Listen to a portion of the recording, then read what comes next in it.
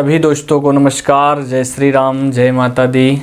मैं पंडित सुनील तिवारी सुख संदेश चैनल में आप सभी का स्वागत है। आज इस वीडियो में माँ भगवती देवी भागवत, जिन माँ भगवती को जो अत्यंत प्रिय है, उनकी वांग्मयी मूर्ति श्रीमद् देवी भागवत का स्व आत्म निरीक्षण और स्व आत्म चिंतन के रूप में ये वीडियो है। और ये प्रयास यही रहेगा कि पूरी देवी भागवत का 30-30 मिनट का वीडियो आप सभी के लिए और मेरे खुद के लिए, अपने लिए भी ये वीडियो, जिससे कि हमें आध्यात्मिक जानकारी प्राप्त हो। 18 पुराणों की परिगणना में जिस प्रकार श्रीमद् भागवत महापुराण शीर्ष स्थान पर है, उसी प्रकार देवी भागवत को भी महापुराण के रूप में उतना ही महत्व और मान्यता प्राप्त है। तत्व चिंतकों की दृष्टि में वस्तुतः दोनों एक हैं।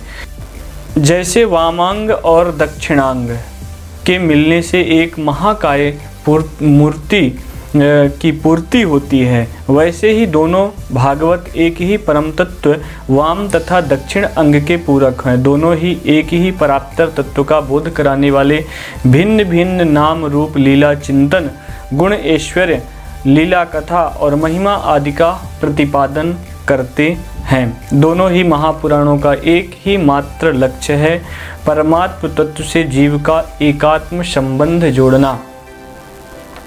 जो जीव है उसको भगवान से जोड़ना दोनों महापुराणों का उद्देश्य है। और मनुष्य जीवन के अभीष्ट अंतिम लक्ष्य, मनुष्य जीवन के अभीष्ट अंतिम लक्ष्य, ये जीवात्मा का अंतिम लक्ष्य भगवत प्राप्ति, मोक्ष प्राप्ति, संतों का संग और सदाचार वर्णन, यही सब कुछ ये पुराण के माध्यम से हम सभी को जानकारी प्राप्त होगी।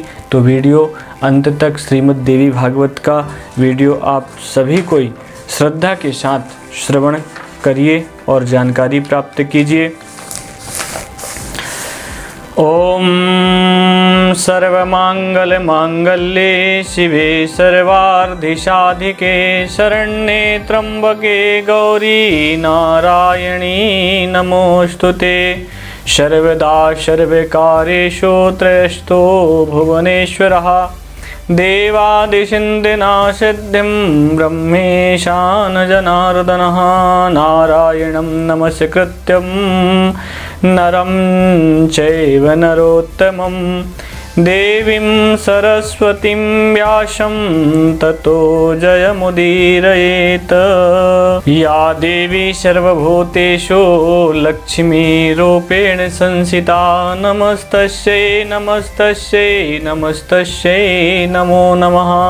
या देवी सर्वभूतेषु शान्तिरूपेण संस्थिता, नमस्तस्यै नमस्तस्यै नमस्तस्यै नमो नमः। श्रीमद् देवी भागवत का महात्म्य आज इस वीडियो में है। और ऋषिगण सूत जी महाराज से प्रश्न करते हैं कि सूत जी, आप बड़े बुद्धिमान हैं और व्यास जी से आपने शिक्षा प्राप्त की, आप बहुत वर्षों तक जीवित रहें। अब आप हमें बहुत सारे कथा सुना चुके हैं, अब हमें आप ऐसी कथा सुनाने की कृपा करें जिससे हमारे मन को प्रसन्न करने वाली पवित्र कथाएं सुनाने की कृपा कीजिए। सूत जी कहते हैं, ऋषियों, तुम बहुत भाग्यशाली हो और जगत के कल्याण होने की इच्छा से तुमने यह बहुत उत्तम प्रश्न बात पूछी है। व्यास जी भगवान विष्णु के अंश हैं, पराशर जी उनके पिता और सत्यवती जी माता हैं। ये पुराण में लिखा हुआ है। व्यास जी ने वेदों को 4 भागों में विभाजन करके उन्हें अपने शिष्यों को पढ़ाया। और किंतु जो संस्कारहीन है, नीच कुल में है, जिन्हें वेद पढ़ने के अधिकार नहीं है, उनके लिए पुराणों की रचना किया गया। जो पुराण 18 पुराण हैं, फिर 18 पुराण के उप पुराण हैं जो देवी भागवत में है। और मन में विचार करके उन्होंने उक्त प्राणियों के धर्म ज्ञानार्थ पुराण संहिता का संपादन किया। 18 पुराणों की रचना करके उनको मुझे पढ़ाया, महाभारत की कथा भी सुनाई उसी समय भुक्ति और मुक्ति देने वाला देवी भागवत नामक पुराण रचा।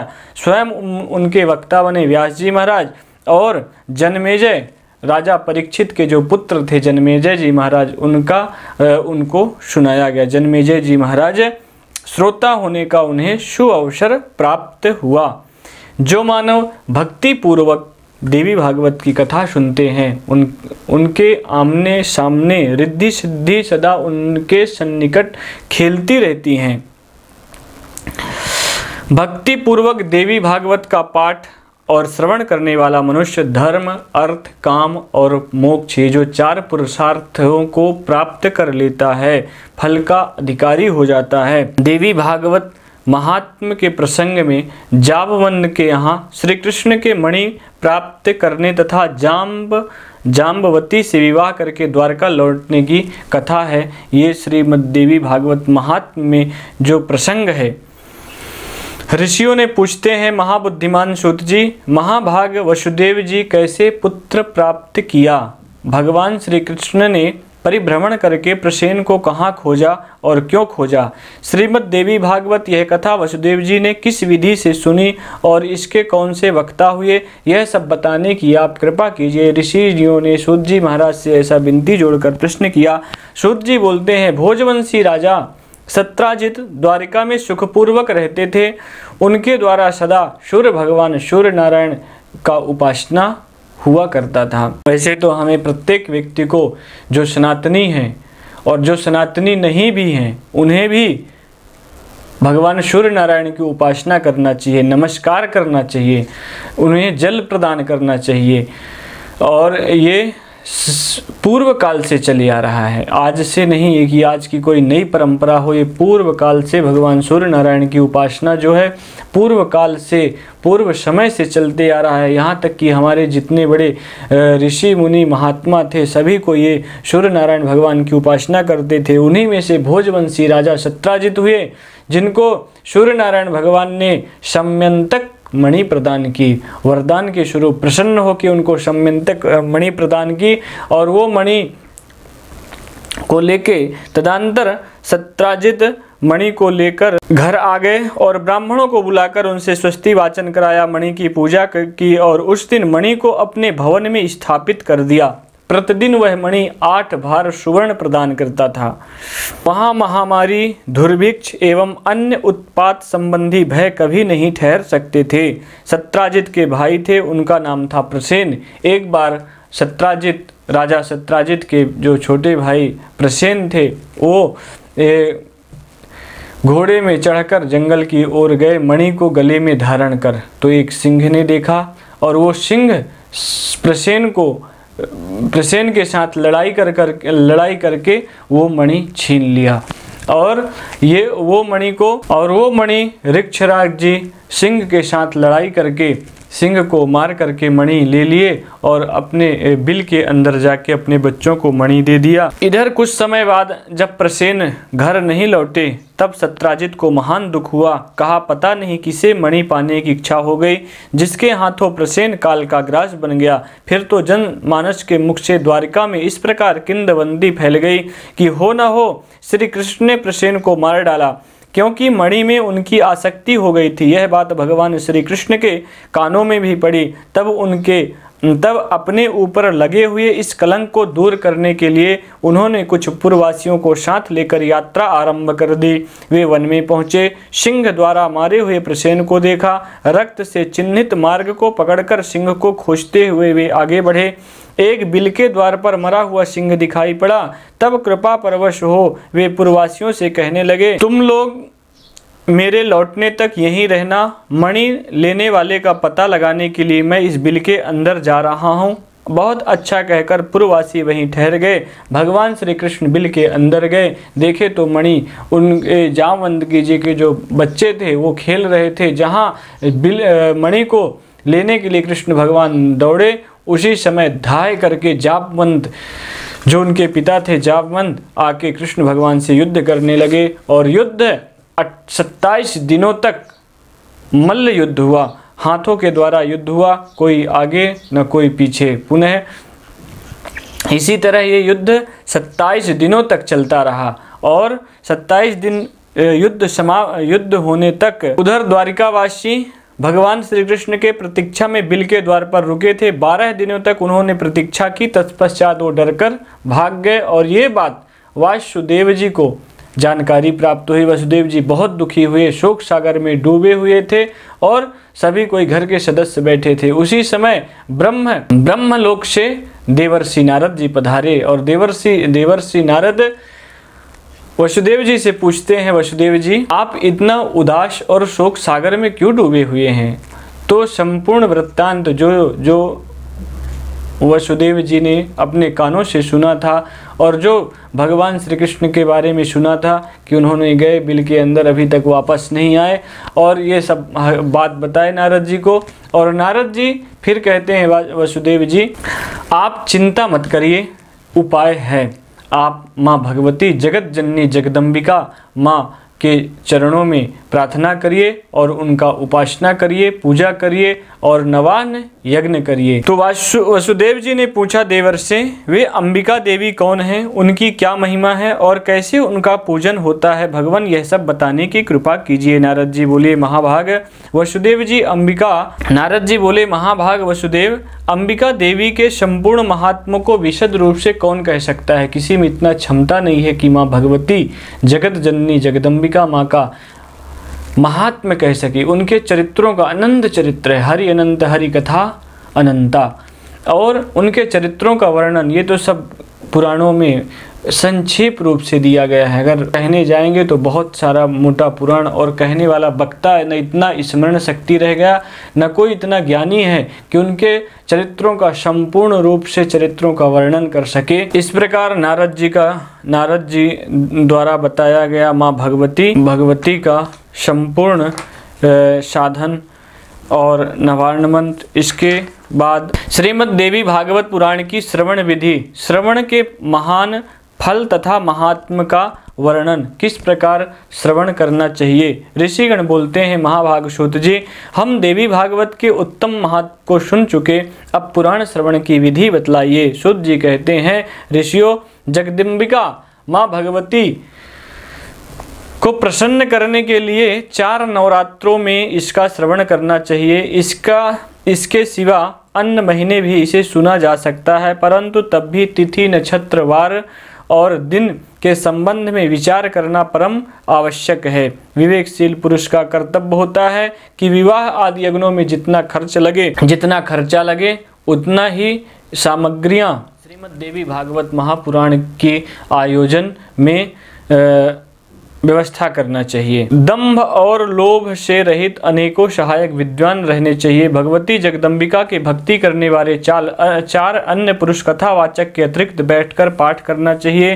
प्रत्येक दिशा में समाचार बताना चाहिए कि हमारे यहाँ श्रीमद् देवी भागवत कथा आरंभ हो रही है, आप सभी कोई कथा में आके सादर आमंत्रित हों, कथा सुनने का आप सभी को सौभाग्य प्राप्त हो। इस तरह की निमंत्रण चारों दिशाओं में देना चाहिए। और चारों वर्ण स्त्रियां, आश्रमवासी, चाहे शाकाम हो या निष्काम हो, सभी इस कथा रूपी अमृत का पान करके अधिकारी हैं। यदि 9 दिनों तक कथा सुनने का अवकाश न मिले तो इस पुण्यमय यज्ञ में यथावसर कुछ समय के लिए तो अवश्य ही आना चाहिए।